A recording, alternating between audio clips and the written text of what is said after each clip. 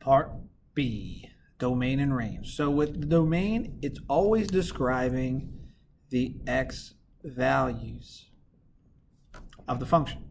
So in this case, we have to ask ourselves, with these arrows right here, is the graph ever going to stop going to the left? And in this case, it's not, right? It's going to keep always going up, always going left. So that means it's going to continue to negative infinity. If we look at the right arrow, right, same idea. It's going to keep going up. It's going to keep going to the right forever because it has that arrow.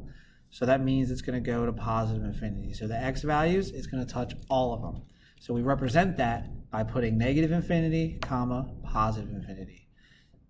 This is going to be true for all parabolas and all quadratics. The range is a little bit different. The range is based off of the y values, so the up and down.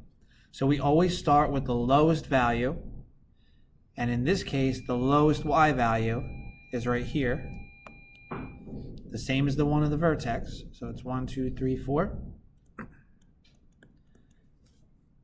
So our y value is -4. We put that square bracket. That just signifies that the dot is included. And the arrows go up. The arrows go up, meaning it's going to go forever. So then we put positive infinity to the right. Remember, range is always talking about the y values.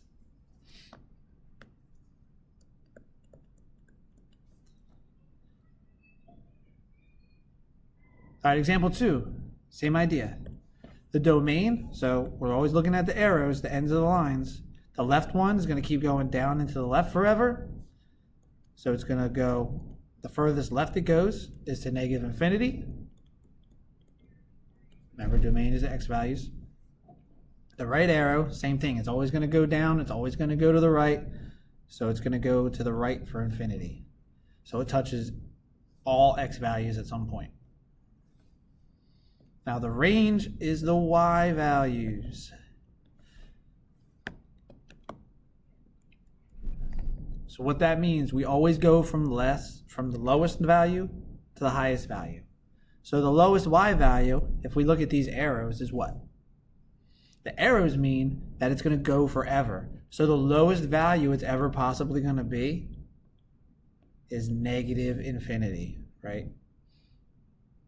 Now we got to look and see what is the highest value the y's are ever going to be. That's our vertex.